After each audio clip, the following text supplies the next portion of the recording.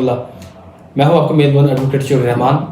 آج کی ویڈیو میں ہم بات کریں گے سپریم کورٹ کے اس اہم مقدمے پر جس میں معروف قانون دان اکرم شیخ صاحب نے 26ویں آئینی ترمیم کے خلاف اپنے تاریخی دلائل دی. یہ کیس صرف ایک قانونی بحث نہیں بلکہ آئین کی روح، عدلیہ کی آزادی اور ریاست کے توازن کا ایک نازک امتحان بھی ہے. جیسا کہ آپ سب جانتے ہیں کہ اکتوبر 2024 میں کانسٹیٹیوشن پاکستان 1973 میں امینڈمنٹس ہوئیں جن کو 26 امینڈمنٹس کا نام دیا گیا. اس میں کچھ ہومیوپیتھک کی امینڈمنٹس جیسی امینڈمنٹس بھی تھیں اور کچھ ایسی امینڈمنٹس بھی تھیں جن سے یہ پرسیپشن کریٹ ہوا کہ معزز عدالت جو ہے، معزز جوڈیشری جو ہے، عدلیہ جو ہے وہ خدا نخواستہ کہیں انتظامیہ کے انڈر تو نہیں آ گیا.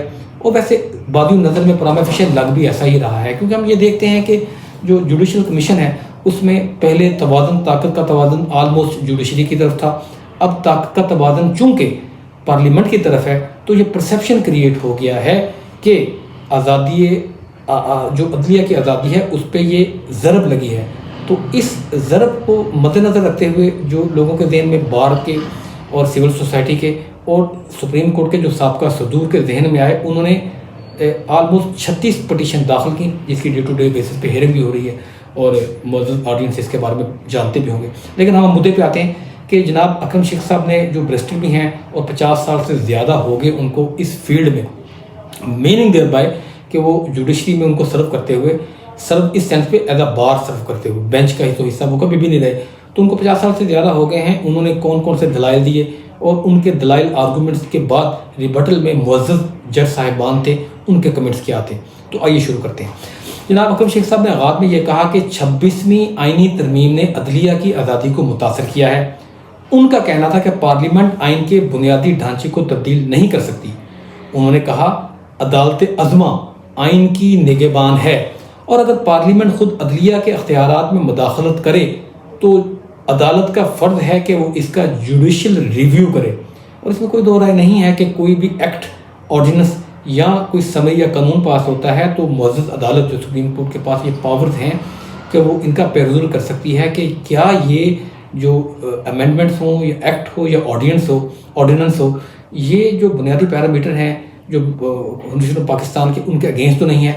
اس کے بعد محترم اکرم شیخ صاحب نے زور دیا کہ آئین کا ایک بنیادی اصول ہے سیپریشن آف پاور، جو عدلیہ، مقننہ اور انتظامیہ کو ایک دوسرے سے آزاد رکھتا ہے. اس کے علاوہ محترم بیرسٹر اکرم شیخ صاحب نے بینچ پر اعتراض بھی اٹھایا. اکرم شیخ صاحب نے یہ نقطہ اٹھایا کہ موجودہ بینچ جو اس کیس کی سماعت کر رہا ہے چونکہ خود اسی ترمیم کے تحت تشکیل پایا ہے تو پھر کانفلکٹ آف انٹرسٹ پیدا ہوتا ہے.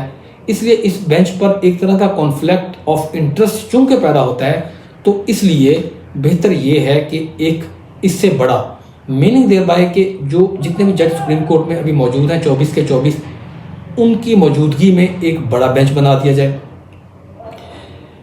جو خود اس یعنی کہ انہوں نے کہا کہ یہ کیسے کانفلکٹ آف انٹرسٹ نہیں تو اور کیا ہے کہ اسی آئینی ترمیم کے بعد یہ بینچ تشکیل پاتا ہے اور وہ یہ خود ہی بیٹھ کے سننے بیٹھ جاتا ہے کہ آیا کہ یہ آئینی ترمیم جائز ہے کہ ناجائز ہے.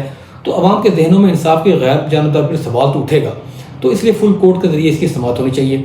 اس کے علاوہ انہوں نے ایک تحمید بھی باندھی جس میں تاریخی تمثیل بیان کی یزید کی بیعت کے بارے میں. ایک بات میں آڈینس کو کلیئر کر دوں کہ ہم معزز عدالت میں روز پیش ہوتے ہیں اور وہاں کبھی کبھی ہم تاریخی تمثیل بیان کرتے ہیں یا کوئی ایز استعارہ یوز کرتے ہیں. جب ہمارا مقصد سمندر کو کوزے میں بند کرنا ہوتا ہے تو ہم بہت سارے لفظوں میں سے ایک لفظ کا چناؤ کر کے معزز عدالت کو یہ بات سمجھانے میں کامیاب ہو جاتے ہیں. تو اسی طرح محترم جناب اکرم شیخ صاحب نے ایک تاریخی تمثیل دی جس کو لوگوں نے کلپس بھی کاٹے جو سوشل میڈیا پہ وائرل ہیں، لیکن میں آپ کو یقین دلاتا ہوں یہ بونا فیڈی نیک نیتی سے انہوں نے بات کی. جب بہت ساری باتوں سے بچنے کے لیے ایک چھوٹی سی بات کی جاتی ہے اور تاریخ میں اس کا تاریخ پس منظر بھی ہو اور ہر عام آدمی اس پس منظر سے واقف بھی ہو تو بات سمجھانے میں آسانی ہو جاتی ہے. تو انہوں نے کہا کہ میں اس بینچ کے سامنے یہ مقدمہ نہیں رکھ سکتا. یہ ورڈ ہے محترم اکرم شیخ صاحب کے، بیرسٹر اکرم شیخ صاحب کے جو سابقہ صدر بھی ہیں سپریم کورٹ بار کونسل کے. اور وہ انہوں نے یہ آرگومنٹس اپنے جب آئینی بینچ سن رہا تھا تب کیے کہ میں اس بینچ کے سامنے یہ مقدمہ نہیں رکھ سکتا جو خود 26ویں ترمیم کے تحت تشکیل پایا ہو، کیونکہ یہ تو ویسا ہی ہے جیسے کسی سے کہا جائے کہ یزید کی بیعت بھی کریں اور پھر اس پر انصاف کا فیصلہ بھی خود کرو. ان کے اس جملے سے عدالت میں ایک بار تو خاموشی پیدا ہو گئی. مقصد ان کا یہ صرف کسی کو نشانہ بنانا ہرگز نہیں تھا. مقصد ان کا آئی تھنک سو کہ صرف کانفلکٹ آف انٹرسٹ کو سامنے لانا تھا، اور وہ کانفلکٹ آف انٹرسٹ کو ایک تمثیلی انداز میں پیش کیا کہ کوئی بھی ایسا قدم نہیں عدلیہ کو اٹھانا چاہیے جہاں عدلیہ کی غیر جانبداری پر شک کیا جا سکے. اب ججز نے، کیونکہ ججز کے سامنے جب آرگومنٹس ہو رہے ہوتے ہیں، جج درمیان میں کوئی نہ کوئی کمنٹس بھی کرتے ہیں، کوئی سوال پوچھ لیتے ہیں، تو اس میں جسٹس محمد علی مدر صاحب نے یہ سوال اٹھایا کہ اگر یہ بینچ نااہل ہے تو پھر کون سا بینچ سماعت کرے گا؟ آئین کے مطابق عدالت اپنے قوات کے تحت بینچ خود بناتی ہے. اس میں معزز جسٹس صاحب کے کہنے کا مقصد یہ تھا کہ سپریم کورٹ اپنے رولز جو ان کو 1980 کا دیے ہیں، سپریم کورٹ رولز 1980، اس میں پورے پیرامیٹر اور گائیڈنس اویلیبل ہے، تو اس کے تحت وہ اپنے بینچ بناتی ہے. اس کے علاوہ جسٹس امین الدین صاحب جو کہ اس آئینی بینچ کے سربراہ بھی ہیں، انہوں نے قدر طنزیہ انداز میں محترم اکرم شیخ صاحب سے کہا، شیخ صاحب آپ نے ابھی تک آئینی بنیاد پیش نہیں کی، صرف شاعرانہ باتیں کر رہے ہیں. اس پر شیخ صاحب نے کہا میرا مقصد شاعری نہیں، آئین کی حرمت اور عدلیہ کے وقار کی حفاظت ہے. اس کے بعد شیخ صاحب نے کہا چلیں پھر ہم تھوڑی سی آئین پہ بات کر لیتے ہیں. اور اس کے بعد وہ شروع ہو گیا کہ جس طرح ہمارے جو لاسٹ جنرل الیکشن ہوئے تھے وہ سو اینڈ سو وہ باتیں میں ہرگز یہاں نہیں دہراؤں گا کیونکہ پھر وہ پولیٹیکل اینگل ہو جائے گا، اور ہم نے یہاں صرف محدود رکھنا ہے اپنے آپ کو قانون اور آئین پہ. تو اس کے بعد جسٹس جمال احمد خان نندوخیل صاحب انہوں نے کہا، انہوں نے بلکہ کوشچن کیا باقاعدہ شیخ صاحب سے کہ اگر آپ کے مطابق یہ بینچ اہل نہیں ہے تو پھر کون اہل ہے؟ کیا تمام 24 ججز بیٹھیں؟ اس پر شیخ صاحب نے فرمایا جی ہاں، آئین کے یہ کیونکہ یہ کوشچن سوال جو ہے آئین کے بنیادی ڈھانچے سے ریلیٹڈ ہے، متعلق ہے، تو میرے خیال میں یہاں 24 کے 24 ججز بیٹھنے چاہیے. یہ شیخ صاحب نے فرمایا. تو انہوں نے کہا کہ ہر جج صاحب کو یہ سننے کا، جتنے بھی معزز جج صاحبان ہیں سپریم کورٹ کے، ان کو اس کیس کو سننے کا حق ہونا چاہیے. پھر جسٹس شاہد بلال رضوی صاحب انہوں نے پوچھا کہ اگر ہم سب کسی نہ کسی حد تک اس ترمیم سے متاثرہ ہیں تو پھر غیر متاثر کون ہے؟ جس پر شیخ صاحب نے فرمایا کہ میں متاثر ہونے کی بات نہیں کر رہا، میں پرسیپشن اور انسٹیٹیوشنل انٹیگریٹی کی بات کر رہا ہوں، کیونکہ پرسیپشن عوام میں، یہ میری باتیں شروع ہوئی ہیں، شیخ صاحب کی آرگومنٹ یہی تھے. شیخ صاحب نے یہ فرمایا کہ ان کا کہنے کا مقصد یہ تھا کہ پرسیپشن عوام میں یہ جا رہا ہے کہ انسٹیٹیوشن کی انٹیگریٹی اور ڈگنیٹی پہ حرف بار ہے، تو اس لیے تمام کے تمام جتنے بھی معزز جج صاحبان ہیں ان کو بیٹھ کے اس کیس کو سننا چاہیے اور ونس اینڈ ایور سیٹل کر دینا چاہیے. بینچ کے جو دیگر ارکان ہیں انہوں نے بھی یہ کہا کہ عدالت آئین کے تابع ہے، آئین سے بالا تر نہیں. اصل سوال یہ ہے کہ کیا پارلیمنٹ نے ترمیم کے ذریعے عدالت کے دائرہ اختیار کو غیر آئینی طور پر محدود کیا؟ ججز نے یہ بھی کہا کہ عدالت اپنے بینچ بنانے کے اختیار سے محروم نہیں ہو سکتی، ورنہ آئین کا عملی نفاذ ناممکن ہو جائے گا. میرے خیال میں ایک وکیل کی حیثیت سے کہ اکرم شیخ صاحب نے بہت جرأت مندانہ دلائل دیے ہیں. ان کا موقف واضح تھا کہ محض ایک اصول نہیں بلکہ آئینی ضمانت ہے. جوڈیشل انڈیپینڈنس محض ایک اصول نہیں بلکہ آئینی ضمانت ہے. میں پھر دہراتا ہوں، میرے خیال میں شیخ صاحب جو فرما رہے تھے ان کا مقصد یہ تھا کہنے کا کہ جوڈیشل انڈیپینڈنس محض ایک اصول نہیں بلکہ آئینی ضمانت ہے. دوسری جانب عدالت کے سوالات بھی کافی اہم تھے کہ اگر ہر جج کسی ترمیم سے متاثر قرار پائے تو آئینی مقدمات کی سماعت کون کرے گا؟ لیکن آپ کو میں I assure you on one thing کہ یہ کیس پاکستان کے آئینی نظام کے لیے ایک ٹرننگ پوائنٹ ثابت ہو سکتا ہے، کیونکہ میرے خیال میں یہ مقدمہ صرف ایک ترمیم تک محدود نہیں رہا بلکہ پاکستان کے آئینی توازن کے مستقبل پر بھی ہے. سیپریشن آف پاور جو کہ اس 26 امینڈمنٹ کے بعد بری طرح متاثر ہو گئی ہیں، مقننہ، انتظامیہ اور عدلیہ، چونکہ جب تک ایک لمٹ میں رہ کے ایک دوسرے کو جوابدار نہیں ہوں گی تو کوئی بھی اسٹیٹ آزادی سے اپنا کام سر انجام نہیں دے سکتی. تو میرے خیال میں یہ کیس جو ہے یہ ایک لینڈ مارک کیس ثابت ہوگا، کیونکہ اس سے اس بات کا تعین ہوگا کہ کیا عدلیہ اپنی خود مختاری برقرار رکھ پاتی ہے یا پارلیمانی اختیار غالب آتا ہے. تو اب آتے ہیں آپ کی طرف. کیا آپ کے خیال میں اکرم شیخ صاحب کا موقف زیادہ مضبوط ہے یا آپ کے خیال میں عدالت ہیں ان کے سوالات زیادہ ٹھوس لیں؟ اپنی رائے کا کمنٹس میں لازمی اظہار کیجیے گا. اور اس کے بعد ہم اب شروع ہوں گے جو نیکسٹ، اس کے بعد بلکہ ان سے پہلے آتے ہیں منیر ملک صاحب، انہوں نے بھی اپنے آرگومنٹس کیے. اب ہم کیٹیگری ان کے آرگومنٹ دیکھیں کہ انہوں نے کون کون سے آرگومنٹس کیے. جسٹ منیر ملک صاحب جو کہ کافی معزز وکیل ہیں، 40+ ان کی اسٹینڈنگ ہے، 40 ایئرز پلس ان کی اسٹینڈنگ ہے، انہوں نے عدالت کو بتایا کہ جو آئین کی بنیادی ساخت ہے، میننگ دیر بائی کہ salient feature of doctrine جو ہے اس کا تحفظ بہت ضروری ہے، اور 26 امینڈمنٹ نے اس بنیادی ساخت کو متاثر کیا ہے۔ جسٹس اس کے بعد انہوں نے معزز جسٹس صاحبان کو یہ بتایا، منیر ملک صاحب نے، کہ یعنی پوری سپریم کورٹ کا اجتماع اس معاملے کو سننے کے لیے مناسب ہے، میننگ دیر بائی کہ فل کورٹ بنائی جائے۔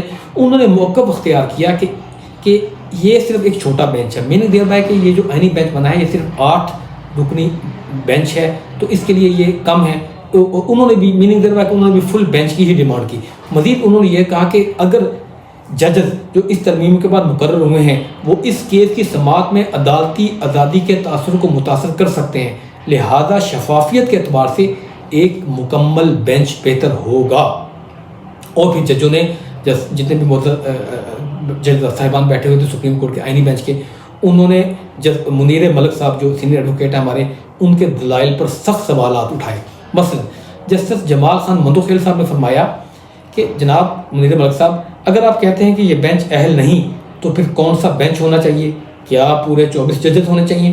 اور اس کے بعد جسٹس محمد علی مدر صاحب انہوں نے فرمایا کہ انہوں نے کہا کہ اگر ہم سب ججز اس میں شامل کر لیں تو یہ معمول کا بینچ ہو جائے گا، آئینی بینچ نہیں رہے گا۔ وہ دیکھیں، اس میں آپ یہ بات ذہن رکھیں، جسٹس محمد علی مدر صاحب نے بڑی قانونی بات کی ہے۔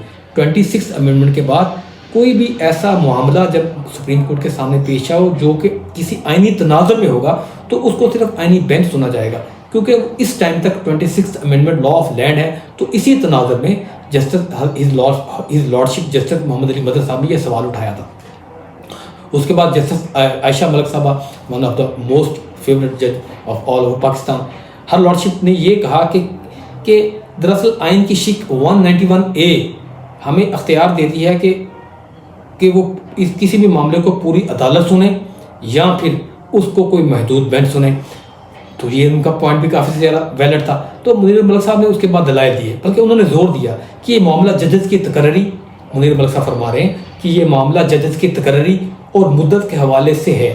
اگر عدلیہ کی آزادانہ کارکردگی مشکوک ہو جائے تو آئینی انصاف کا تصور مشکل ہو جائے گا۔ انہوں نے عوام اور وکلاء کے اعتماد کا سوال اٹھایا، وہی پرسیپشن والی بات جو اکرم شیخ صاحب کے نے دلائل میں بھی دی کہ پرسیپشن یہ ہے کہ انسٹیٹیوشنل انٹیگریٹی کو لے کے انہوں نے جو پرسیپشن یہ کریٹ عام عوام یہ ہو رہا ہے کہ اس ٹائم اس 26 امینڈمنٹ کے بعد خدا نہ خواستہ جو عدلیہ ہے اس کی جو انڈیپینڈنس ہے وہ کمپرومائز ہو رہی ہے۔ اسی تناظر میں منیر ملک صاحب نے بات کی کہ عوام اور وکلاء کا اعتماد کا سوال ہے کہ اگر ایک بینچ جو ترمیم کے تحت تشکیل پاتا ہے وہ اس ترمیم کو جائز یا ناجائز ہونے کا فیصلہ کیسے کر سکتا ہے۔ اس میں پھر جسٹس مندوخیل صاحب نے فرمایا، بلکہ انہوں نے استفسار کیا کہ کیا آپ کوئی ایسا ایلیمنٹ بتا سکتے ہیں جس سے بینچ کی اہلیت ختم ہو جائے۔ پھر جسٹس ہر لارڈشپ جسٹس عائشہ ملک صاحبہ نے وہی 191A کو لے کے کہ کیا پوری عدالت نااہل ہوگی، سب سن سکتے ہیں، انہوں نے اپنے کمنٹس دیے اور بڑے ویلڈ کمنٹس تھے اور لوگ بڑے دھیان سے سنتے ہیں معذرت کے ساتھ۔ میں آپ کو ایک بات بتا دوں آڈینس کے لیے کہ جسٹس عائشہ ملک صاحبہ جو فرماتی ہیں اس آئینی بینچ میں، اس کو ریپیٹڈلی دیکھا جاتا ہے، اس کو لوگ بڑے غور سے سنتے دیکھتے ہیں اور وہ یہ سمجھتے ہیں۔ دیکھیں یہ بات پھر پرسیپشن کی آگئی، جنرل پرسیپشن یہ ہے کہ اس بینچ میں آئینی بینچ میں ہر لارڈشپ جسٹس عائشہ ملک جو بات فرمائیں گی وہ قانون اور آئین کے مطابق ہوگی۔ خدا نہ خواستہ میرے کہنے کا مقصد یہ ہرگز نہیں ہے کہ جو باقی 7 ان کے علاوہ معزز جج صاحبان ہیں وہ جو بات کریں گے وہ قانون اور آئین کے مطابق نہیں ہوگی، نہیں، میری اتنی جرت اور ہمت کہاں، وہ ان کا وزڈم اور ان کی ڈیوائن پاور اور ڈیلیگیٹڈ پاور جو اللہ کی طرف سے لے کے اس بینچ میں بیٹھے ہوئے ہیں، ہمیں ان کی کریڈیبلٹی پہ آنکھیں بند کر کے ٹرسٹ ہے۔ لیکن بات یہاں پرسیپشن کی ہو رہی ہے، اور پرسیپشن یہ ہے، پرسیپشن مین کہ عوامی تاثر یہ ہے کہ جسٹس ہر لارڈشپ جسٹس عائشہ ملک صاحبہ جو بات کریں گی اس کو تھوڑی سی عوامی سطح پہ زیادہ پذیرائی ملتی ہے۔ تو بس میرے خیال میں ختم کرتے ہیں، میرے خیال میں آج کے لیے اتنا ہی بہت ہے۔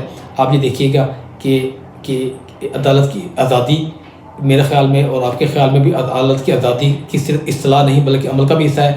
اگر عدالتی تشکیل اور مدت کے حوالے سے